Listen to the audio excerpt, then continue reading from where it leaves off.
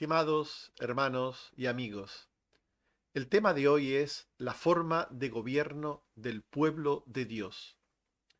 Desde la más remota antigüedad, los grupos humanos se dieron distintas formas de gestionar sus relaciones mediante liderazgos diversos basados en la fuerza, en la inteligencia o en roles culturales, y por las narraciones bíblicas sabemos que el pueblo de Dios se gobernaba originalmente por un sistema tribal, patriarcal, individual o colegiado. Posteriormente, en tiempos de Moisés, Dios les daría la figura de un jefe supratribal que sería al mismo tiempo líder religioso como profeta, líder social como juez y líder político como jefe militar. Esta combinación de funciones era posible en un régimen de gobierno denominado teocracia, en el que la dependencia y sujeción del líder y del pueblo a las revelaciones directas y constantes de Dios eran muy estrechas. Llegado el tiempo de los jueces, las cosas fueron muy distintas en Israel. El caos y la anarquía religiosa, social y militar era lo frecuente. Ocasionalmente, Dios les daba un caudillo militar para librarles de la opresión cananea y que al mismo tiempo ejercía de juez temporal. Todo ello cambió posteriormente. El sistema de gobierno del pueblo de Dios en el Antiguo Testamento. En el tiempo de los jueces, Abimelech propuso al pueblo de Siquén que eligiera entre dos formas de gobierno. La primera, continuar con un gobierno formado por un consejo de 70 ancianos. Abimelech pensaba en que los 70 hijos de Gedeón formarían ese gobierno en Siquén. Jueces 9:2. Yo os ruego que digáis en oídos de todos los de Siquén, ¿qué os parece mejor? ¿Que os gobiernen 70 hombres, todos los hijos de Jerobal, o que os gobierne un solo hombre?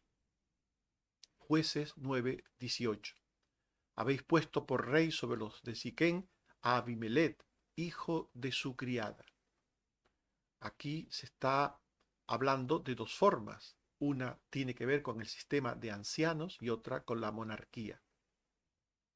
Pero la institución de un gobierno formado por ancianos que propone Abimelech fue dada por Dios a Moisés bajo criterios de idoneidad espiritual y no en base a una sucesión hereditaria de los cargos como proponía este hombre. En Números 11, 16 al 17 se nos dice que Jehová dijo a Moisés: reúneme 70 varones de los ancianos de Israel, sus principales, y tráelos a la puerta del tabernáculo de reunión. Y tomaré del espíritu que está en ti, y pondré en ellos, y llevarán contigo la carga del pueblo, y no la llevarás tú solo. Según este texto, los ancianos en tiempos de Moisés eran hombres con el espíritu de Dios, el mismo espíritu de Dios que estaba en Moisés, para liderar espiritualmente, sabiamente al pueblo de Dios.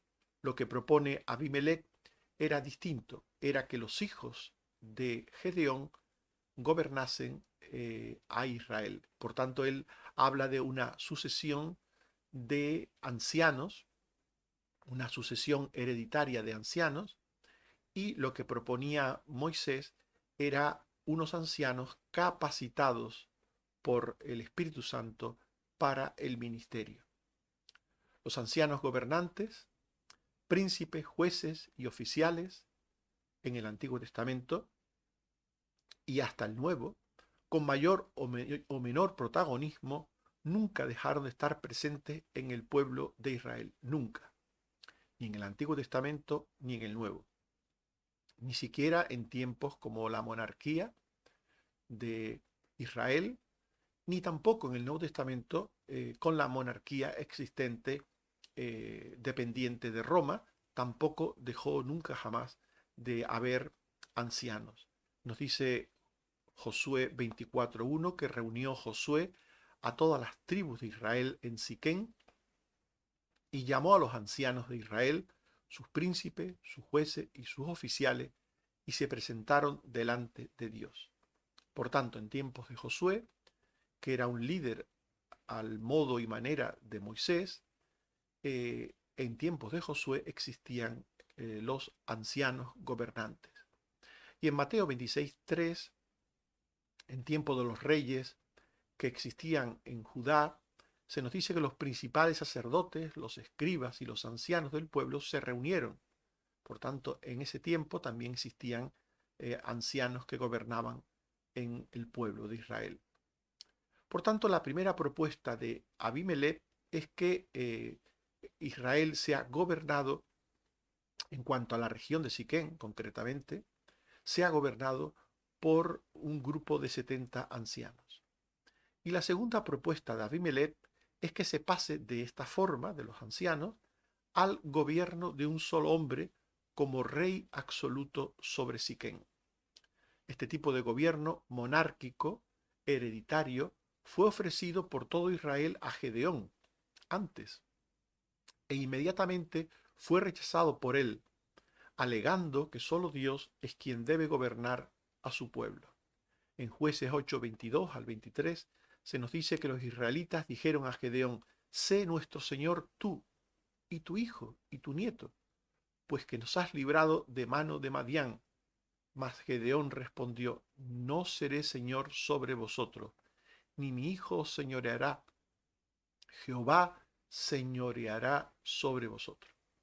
Por tanto, la monarquía fue ofrecida a Gedeón, la monarquía hereditaria, y él la rechazó en base a que era Dios para él quien debía gobernar a su pueblo.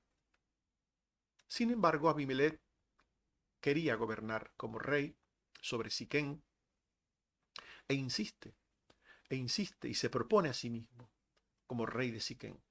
Jueces 9:2. Yo os ruego que digáis en oídos de todos los de Siquén qué os parece mejor, que os gobiernen 70 hombres, todos los hijos de Jerobal, o que os gobierne un solo hombre. Acordaos que yo soy hueso vuestro y carne vuestra. Esto último es una referencia a que él era de Siquén, él era de esa región, de ese pueblo de Israel. Y Abimelech quería, por tanto, ser rey. Y estaba dispuesto a hacerlo, por todos los medios posibles, por todos los medios a su alcance. Y como no tenía muchos escrúpulos, este Abimelech era un hombre malo, estaba dispuesto a usar la manipulación de odios, los rencores viejos, el uso de la idolatría, el dinero, el bandidaje, la violencia, el crimen, el engaño. Todo valía para Abimelech. En Jueces 9:4 al 6 le dieron 70 siclos de plata del templo de Baal Berit, y Abimelech alquiló hombres ociosos y vagamundos que le siguieron, y mató a sus hermanos los hijos de Jerobal, 70 varones.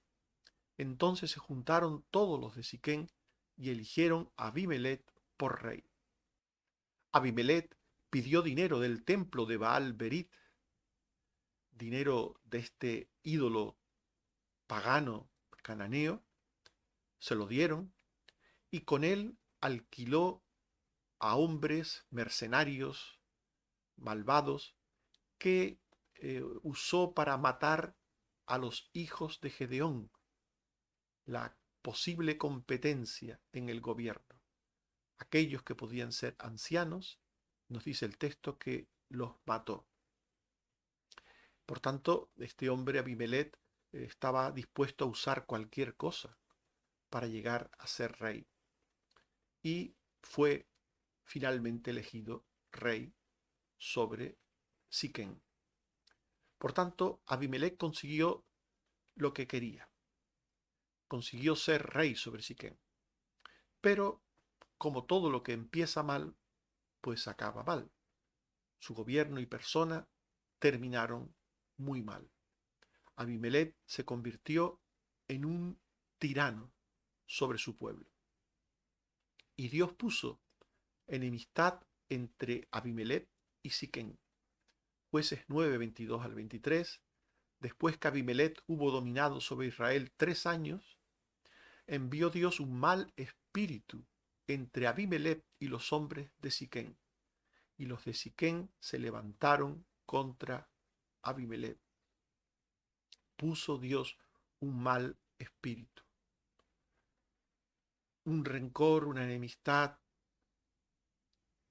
un desacuerdo.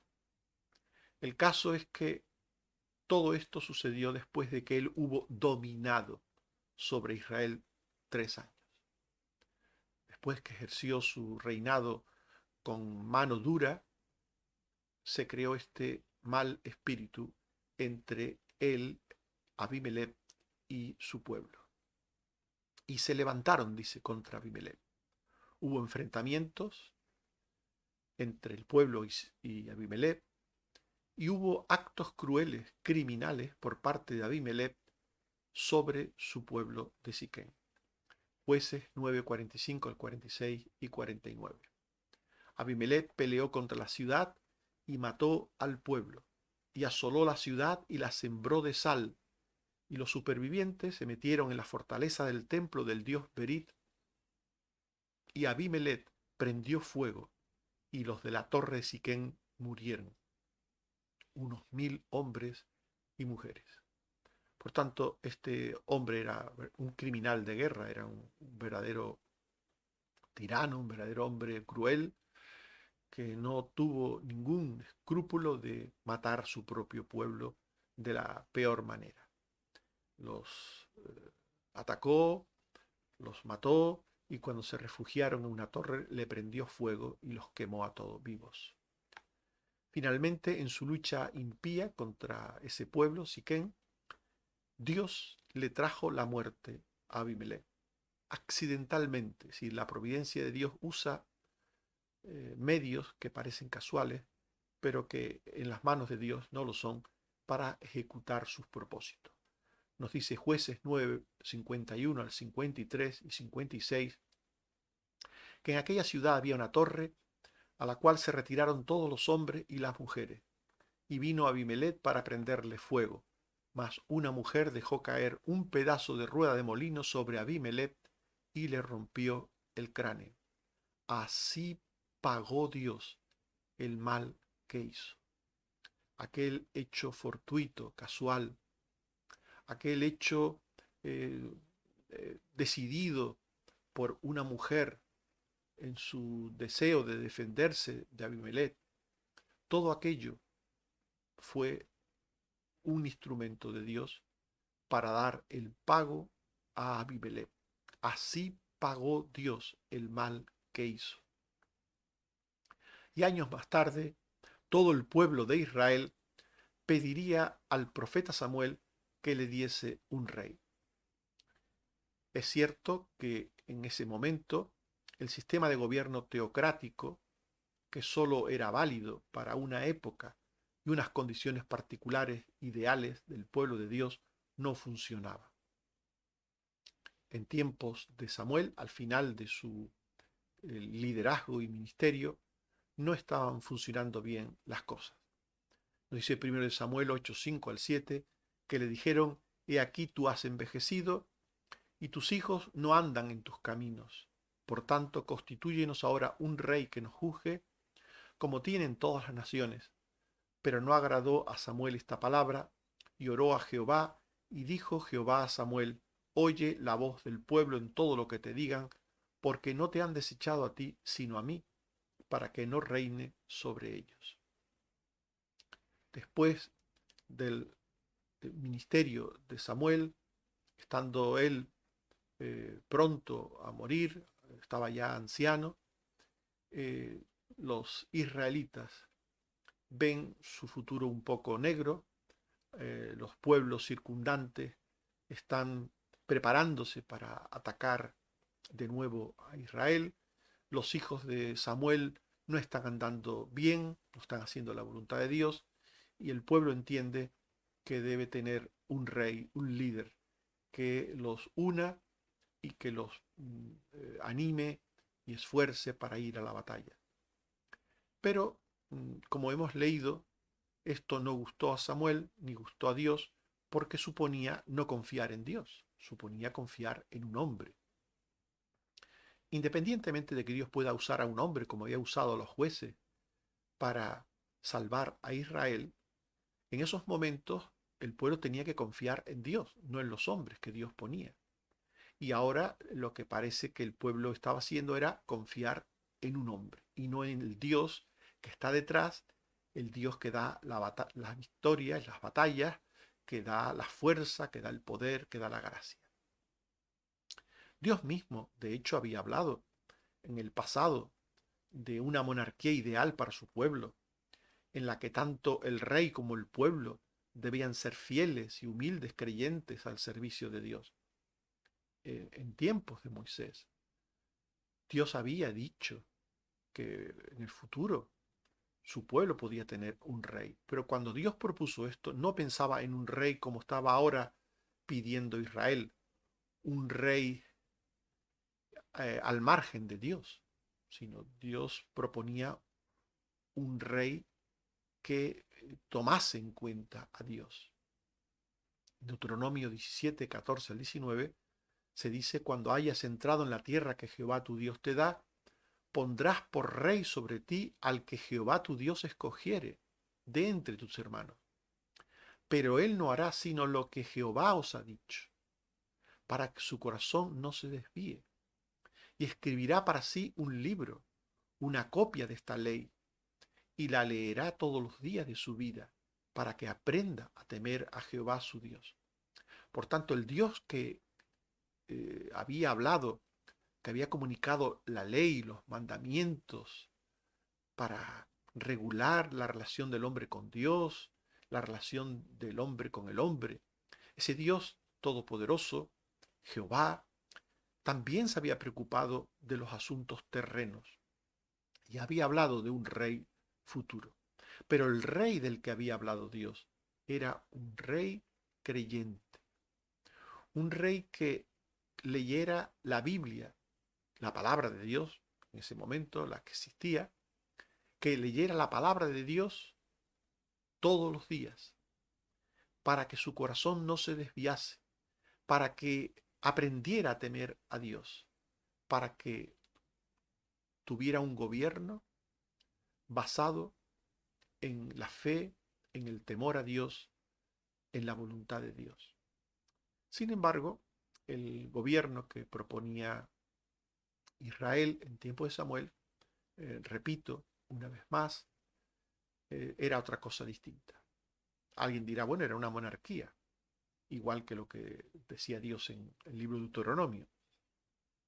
La diferencia es que en Deuteronomio se habla de un rey creyente que gobierna con la ley de Dios en su corazón, con fe, y el pueblo de Israel proponía un rey caudillo militar, independientemente de si creía o no creía en Dios. Son cosas muy distintas. Por eso Dios le dice a Samuel que advierta al pueblo de Israel lo que sucederá con un rey de ese tipo, un rey secular, un rey que gobierna al pueblo de Dios desde posiciones seculares, un rey que gobierna al pueblo de Dios sin ser creyente, sin ser un hijo de Dios, sin tomar en cuenta a Dios, lo que va a suceder. El sistema monárquico tiene un lado negativo, y es que la calidad y la justicia de la monarquía dependen de la calidad y de la justicia humana y espiritual del rey de turno. Si el rey es bueno, el gobierno de ese rey será bueno. Si el rey es malo, el gobierno de ese rey será malo. Como nos dice la palabra de Dios una y otra vez en los libros de los reyes y de las crónicas. En 1 Samuel 8, 9 al 17 se dice: Dios dijo: muéstrales cómo les tratará el rey. Y dijo: tomará vuestros hijos para sus carros y caballos, y para que aren sus campos y cieguen sus mieses y hagan sus armas de guerra. Tomará vuestras hijas como perfumadoras, cocineras y amasadoras. Tomará lo mejor de vuestras tierras, viñas y rebaño, y seréis sus siervos. Es decir, un rey sin Dios es un rey que vive para sí, que usa al pueblo para sí, que usa al rey como si usa al pueblo como si fuera su posesión para servirse, para beneficiarse, para su servicio. Un rey sin Dios es un personaje que piensa en el pueblo como algo propio, algo para su servicio, para su bien, algo que no tiene nada que ver con la voluntad de Dios. Un rey creyente, al modo de Deuteronomio, se siente siervo de Dios y siervo del pueblo. Él es un siervo del pueblo. Por tanto, no es alguien que se siente superior o por encima del pueblo, y menos de Dios, sino que utiliza todo lo que tiene a su alcance para su beneficio y su gloria. Esto le advierte Dios al pueblo de Israel. Y el pueblo de Israel, ignorando los consejos de Dios, insistió e insistió y tuvo su primer rey. 1 Samuel 8, 19 al 20 y 22. El pueblo no quiso oír la voz de Samuel y dijo: no, sino que habrá rey sobre nosotros, y seremos como todas las naciones, y nuestro rey nos gobernará, y hará nuestras guerras. Y Jehová dijo a Samuel: oye su voz, y pon rey sobre ellos. Puesto que lo quieren, pon rey sobre ellos. 1 Samuel 11:15. E invistieron allí a Saúl por rey delante de Jehová en Gilgal.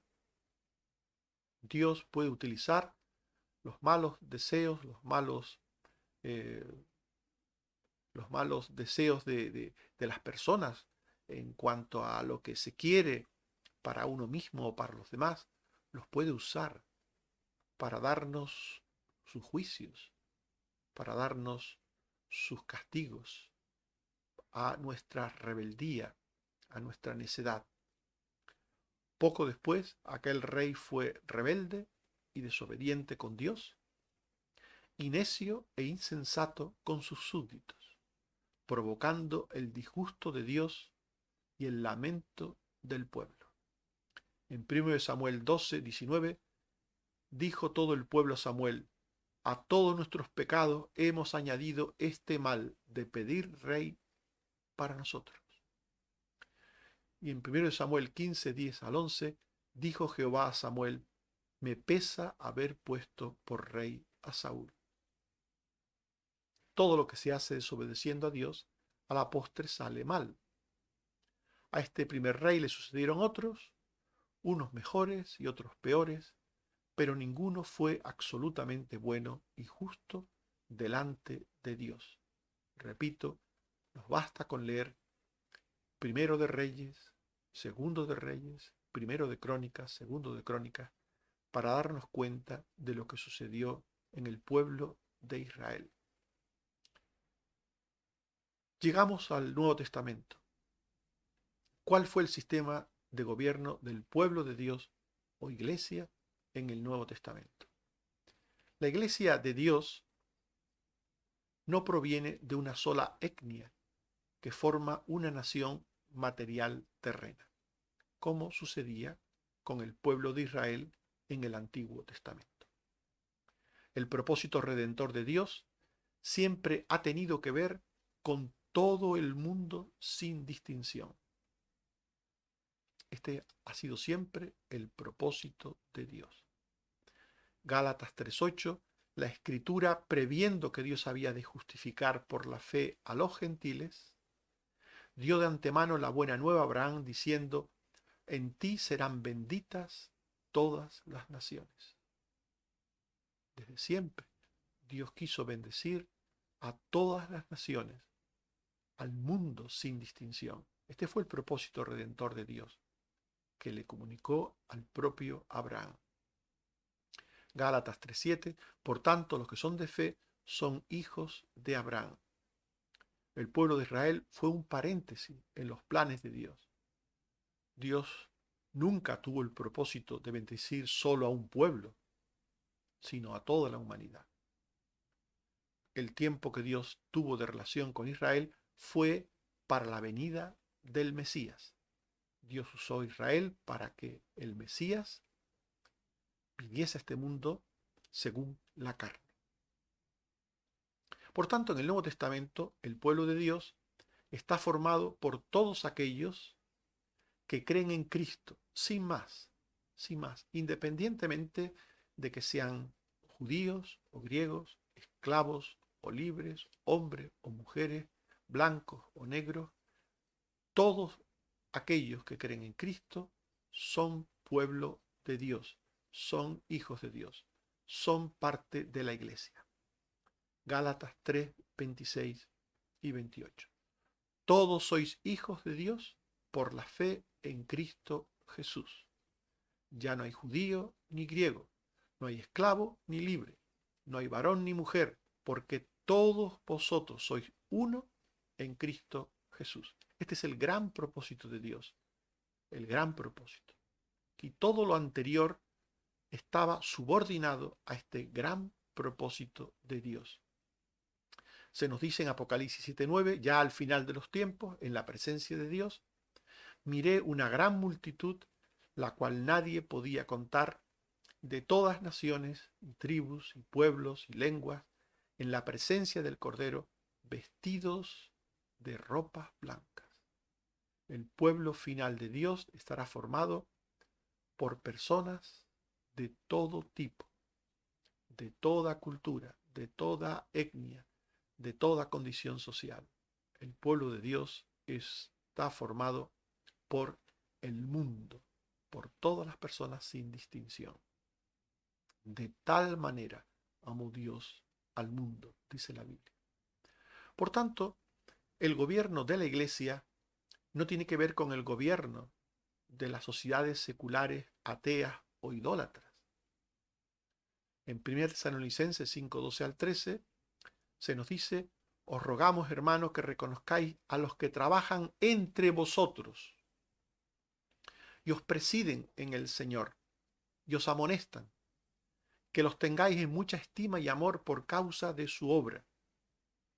El pueblo de Dios tiene que escoger entre sus filas a aquellos que tienen que liderarlos, que tienen que gobernarlos, que tienen que llevarlos. Y tienen que hacerlo con los criterios divinos, no mirando a las naciones, no mirando a los pueblos, a cómo los pueblos sin Dios hacen las cosas, porque nunca los pueblos sin Dios serán un referente en nada para los creyentes, nunca. La Iglesia, como pueblo espiritual de Dios, se gobierna a través de un número indeterminado de personas que la Biblia llama ancianos, y esto hace que el sistema de gobierno del pueblo de Dios se llame presbiteriano. La palabra presbítero significa anciano. Por tanto, el sistema presbiteriano es el sistema del gobierno de los ancianos. 1 Timoteo 4:14. No descuides el don que hay en ti, que te fue dado mediante profecía con la imposición de las manos del presbiterio.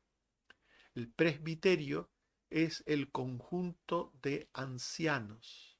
Se llama presbiterio, que viene de presbítero, anciano. Los presbíteros forman el presbiterio, el consejo, el conjunto de ancianos que gobierna al pueblo de Dios. Según este sistema, cada iglesia local tiene un consejo de ancianos que la preside y la gobierna. Hechos 14, 23. Y constituyeron ancianos en cada iglesia, y habiendo orado con ayunos, los encomendaron al Señor en quien habían creído. Hechos 16, 4. Y al pasar por las ciudades, les entregaban las ordenanzas que habían acordado los apóstoles y los ancianos que estaban en Jerusalén para que las guardasen. Aquí encontramos que las decisiones las tomaban los apóstoles y los ancianos. Y estas decisiones, estas ordenanzas, después las comunicaban a la iglesia.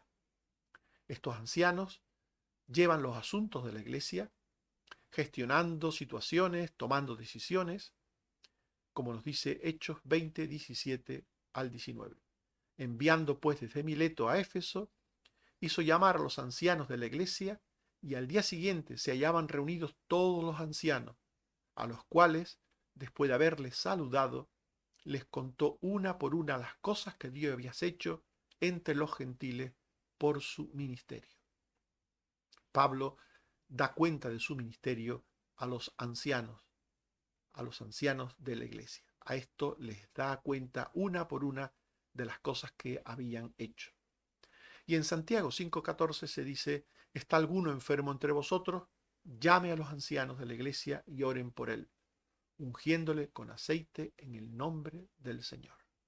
Por lo tanto, vemos que los ancianos no solamente gobernaban, no solamente llevaban los asuntos ordinarios de la iglesia y extraordinarios de la iglesia, sino también las cuestiones de tipo espiritual, como la oración por los enfermos, era algo que era fundamental en su ministerio. Una aclaración, los ancianos de los que habla el Antiguo Testamento y el Nuevo Testamento no son viejos, sino personas que cumplen requisitos para su ministerio. Originalmente, para que una persona fuese sabia, pues tenía que tener años. De ahí viene lo de ancianos. Solamente a través de los años, de la experiencia, se adquiría el conocimiento. Llegado el tiempo de los jueces o el tiempo de la monarquía, y ya en el Nuevo Testamento, los ancianos no necesariamente tenían que ser personas de edad, sino personas que habían adquirido ese conocimiento por diversos medios. El caso es que en el Nuevo Testamento se habla de dos tipos de ancianos. Están en primer lugar los ancianos que gobiernan y en segundo lugar los que además de gobernar junto con los anteriores se dedican a predicar y a enseñar la palabra de Dios. Según nos dice 1 Timoteo 5:17. Los ancianos que gobiernan bien sean tenidos por dignos de doble honor, mayormente los que trabajan en predicar y enseñar. Pues la Escritura dice, no pondrás bozal al buey que trilla, y digno es el obrero de su salario. Aquí en este texto se está hablando de los ancianos que gobiernan bien, primer grupo de ancianos, y después se habla de mayormente los que trabajan en predicar y enseñar, indicando que entre esos ancianos, unos se dedicaban, además de gobernar a la iglesia, al pueblo de Dios, se dedicaban a predicar y enseñar la palabra de Dios. A estos segundos se les llegó a llamar pastores para diferenciarlos de los anteriores. Todos son ancianos, pero los que predican y enseñan como ministerio permanente son considerados y llamados pastores. Todos los ancianos en el Nuevo Testamento debían reunir unos requisitos, debían cumplir unos requisitos que Dios mismo había establecido en su palabra.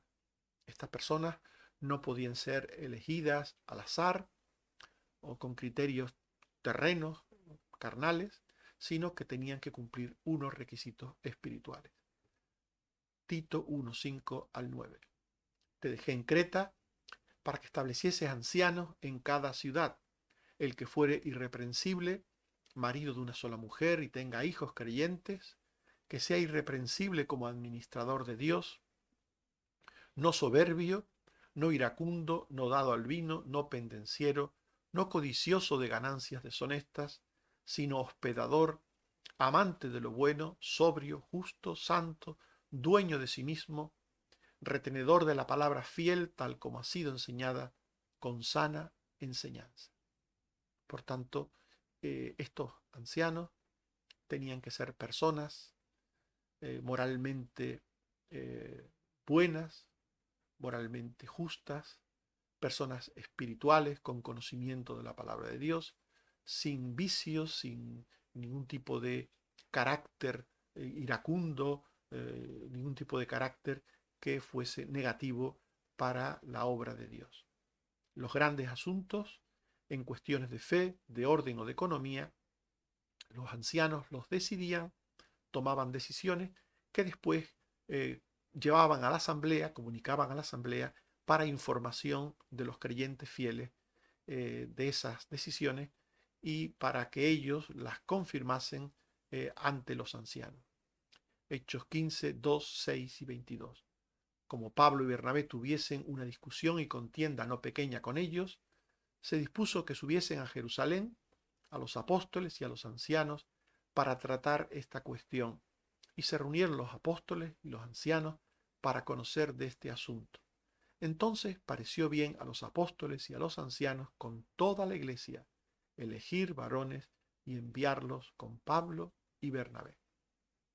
Este texto nos está hablando de una decisión tomada por apóstoles y ancianos en el llamado primer concilio de Jerusalén, que después fue comunicada a las iglesias mediante mensajeros, para que tuviesen conocimiento de esa decisión y para que pudieran obedecerla y seguirla en un buen espíritu.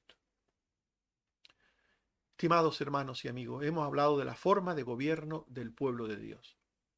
En primer lugar, hemos hablado del Antiguo Testamento, del sistema de gobierno del pueblo de Dios en el Antiguo Testamento. Y decíamos que el gobierno original del pueblo de Dios en la Biblia era el teocrático, a través de ancianos que mediante un sistema patriarcal llevaban los asuntos espirituales y materiales de Israel. El reinado de Abimelec sobre Siquén empezó y terminó mal. Abimelec se convirtió en un tirano sobre los suyos y Dios los enfrentó hasta que se produjo la muerte del despiadado rey. Años más tarde, el pueblo de Israel pidió rey al profeta Samuel, quien, de acuerdo con Dios, puso al malogrado Saúl. Entre los posteriores reyes fueron más los malos que los buenos. El sistema de gobierno del pueblo de Dios o iglesia en el Nuevo Testamento. También hablamos de esto. Y dijimos que la iglesia de Dios no proviene de una sola etnia ni forma una nación material terrena. Por tanto, el gobierno de la iglesia no tiene que ver con las prácticas de las sociedades seculares. Cada iglesia local se gobierna por un grupo de personas llamadas ancianos que llevan los asuntos del pueblo, gestionando situaciones o tomando decisiones. Los ancianos cumplen requisitos morales y espirituales para su ministerio, y los hay de dos tipos: los que gobiernan y los que además de gobernar se dedican a predicar y enseñar, los pastores. Los ancianos comunican sus decisiones a la iglesia, sus decisiones importantes las comunican a la iglesia para conocimiento de esta. En 1 de Pedro 5, 1 al 4 se dice: ruego a los ancianos que están entre vosotros, yo anciano también, apacentad la grey de Dios que está entre vosotros, cuidando de ella, no por fuerza, sino voluntariamente, no por ganancia deshonesta, sino con ánimo pronto, no como teniendo señorío sobre los que están a vuestro cuidado, sino siendo ejemplos de la grey. Y cuando aparezca el príncipe de los pastores, vosotros recibiréis la corona incorruptible de gloria. Que Dios nos bendiga a todos. Amén. Oremos. Te agradecemos, Señor, que desde el principio de los tiempos tú hayas procurado que tu pueblo se dirige, se gobierne. Gracias, Señor, porque en el pasado tú lo hacías a través de ancianos, de líderes que te tomaban en cuenta, y aunque temporalmente aquello cambió y fue desagradable para tu pueblo, tuvo que ser así por las circunstancias del momento. Entendemos, Señor, que tú tienes tiempos y planes para todas las cosas.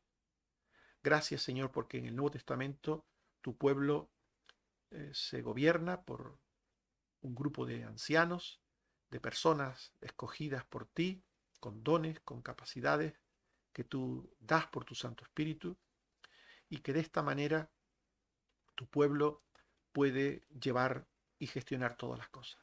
Gracias, Señor. Ayúdanos a perseverar en el buen hacer que tu palabra nos enseña, y que tú puedas ir delante peleando la batalla por nosotros. Gracias también por la salud que das a tus hijos. Gracias porque Carmen Teresa salió bien de su operación.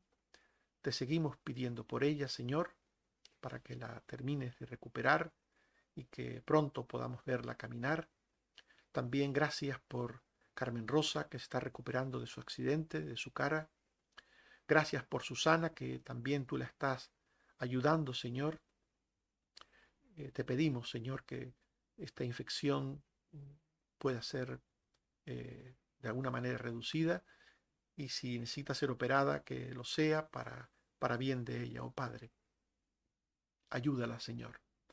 Y también por otros como Santiago, como los padres de Josefina, como la familia de Noemí, eh, por nuestro hermano Misael, por, por tantos, Señor, que te necesitan y están enfermos, y te pedimos por ellos, Señor. Sé con ellos. Por las embarazadas, por Bexabé, por Cari, y por la familia de todos los enfermos y todos los que te necesitan, Padre. Úngenos con tu gracia y con tu poder a todos. Y gracias, Señor, por tus beneficios, porque eres un Dios bueno, contestas nuestras oraciones y nos das más de lo que necesitamos y merecemos. Gloria a tu nombre, oh Padre, por Jesucristo tu Hijo. Amén. Que el Señor nos bendiga a todos. Amén.